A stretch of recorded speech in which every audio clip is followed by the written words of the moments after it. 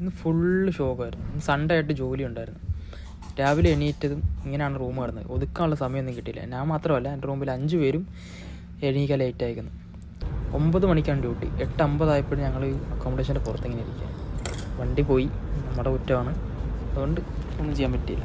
പിന്നെ ലേറ്റ് ആയല്ലേന്ന് വെച്ചിട്ട് ഞങ്ങൾ നേരെ പോയി കുറച്ച് ഉപ്മാവ് കഴിച്ചു. ഞാൻ കഴിച്ചില്ല, അവർ രണ്ടുപേരും കഴിച്ച്. ഞാൻ രാവിലെ വന്ന് കഴിച്ചാൽ എന്നിട്ട് ഞാൻ കിടന്ന് ഉറങ്ങിയത്. അത് കഴിഞ്ഞ് ആശിക്കിൻ്റെ ഒരു ഫ്രണ്ടിനെ വിളിച്ച് നേരെ അവൻ ഡ്രോപ്പ് ചെയ്യാമെന്ന് പറഞ്ഞു. അവൻ്റെ വണ്ടിയിൽ കയറി നേരെ കമ്പനിയിലോട്ട് വിട്ട്. സമയം 9:15 വേറൊന്നുമല്ല, 9:30 ആയിക്കണ്. 9:30 ആയി. കമ്പനി കയറണ്ടേ, ഒരു കമ്പനിയല്ലേ. പ്രശ്നമൊന്നും ആയിട്ടില്ല, പക്ഷെ എന്നാലും നമ്മൾ ടൈം ചെല്ലണമെന്നുള്ളത് നമ്മുടെ റെസ്പോൺസിബിലിറ്റിയാണ്. പിന്നെ അത് പ്രജലായിട്ട് നേരം വേണം. ഉച്ചയ്ക്ക് നല്ല ചിക്കൻ ബിരിയാണി ആയിരുന്നു. ഇഷ്ടമുള്ളത്ര കഴിക്കാം, ഞാൻ ഇത്ര എടുത്തുള്ളൂ. പിന്നെ ബിരിയാണി കഴിച്ച് കഴിഞ്ഞാൽ ഒന്ന് ഉറങ്ങുക എന്നുള്ളത് സെറ്റപ്പ്. ഒരു 45 മിനിറ്റ് ഉണ്ടായിരുന്നു. കിടന്നങ്ങ് ഉറങ്ങുക തന്നെ. ഉറങ്ങിയിട്ട് പിന്നെ വൈകുന്നേരം ആയപ്പോൾ ഈ ഒരു വണ്ടി അവിടെ കണ്ട്. അത് അവിടെ കണ്ട് പണിയാൻ കൊണ്ടുവന്നിട്ടൊക്കെയാണ്. ചെറിയ വണ്ടി, ഇൻറ്റീരിയറൊക്കെ കുഞ്ഞു വണ്ടി. നമ്മുടെ നാട്ടിലെ നാനോ ഇല്ലേ, നാനോക്കാട്ട് ചെറിയ വണ്ടിയാണ്. നല്ല രസമുണ്ട് വണ്ടിയാണ്. ഇതാണ് ഞങ്ങൾ വർക്ക് ചെയ്യുന്ന സ്ഥലം. ഇവിടെ കൂടുതൽ വണ്ടിപ്പണികളൊക്കെയാണ്. ഞങ്ങൾക്ക് ആൾട്രേഷൻ, ആമോഡ് ഫീൽഡ്, ഓരോരോ കാര്യങ്ങൾ ചെയ്യുന്നതാണ്. ഞാൻ ഇവിടെ നിന്നിപ്പോൾ 2 വണ്ടി പണിയാൻ കൊണ്ടിട്ടേക്കുന്നതാണ്. നമ്മുടെ കമ്പനിയല്ല, വേറെ കമ്പനിയിലാണ്. പോർഷെ, പേരൊന്നും കറക്റ്റ് ഡീറ്റെയിൽ ആയിട്ട് എനിക്കറിയത്തൊന്നുമില്ല. പക്ഷെ എന്നാലും ഒരു വീഡിയോ എടുക്കാൻ അറിയാവുന്ന ഒരുത്തിൻ്റെ ആണെങ്കിൽ നല്ല കിടിലൻ 2 വീഡിയോ എടുത്താണ്. അമ്മാതിരി ലുക്കായിരുന്നു വണ്ടി. 2 ഡബിളും വൈറ്റും കൂടെ കിടക്കുന്നതായിട്ട്. പിന്നെ ഇത് ഒരു വണ്ടി ഭ്രാന്തലെന്ന നിലയ്ക്ക് ഈ വണ്ടി കണ്ട ആർക്കാനുള്ള വിഷമം. കാരണം അമ്മാതിരി പൊട്ടിപ്പൊളി നടക്കുകയാണ്.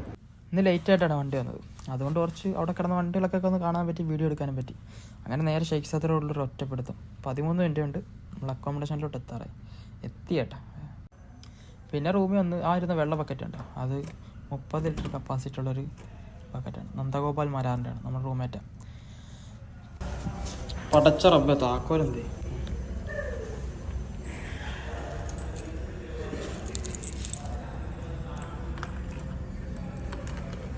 വച്ചു. ഡ്യൂട്ടി തന്നെ. പ്രജിൽജി ഒന്നില്ലേ നേരെ എൻ്റെ വീട്ടിൽ. രാവിലെ കിടന്ന കോലം കാണുമ്പോൾ തന്നെ ഭ്രാന്താണ്.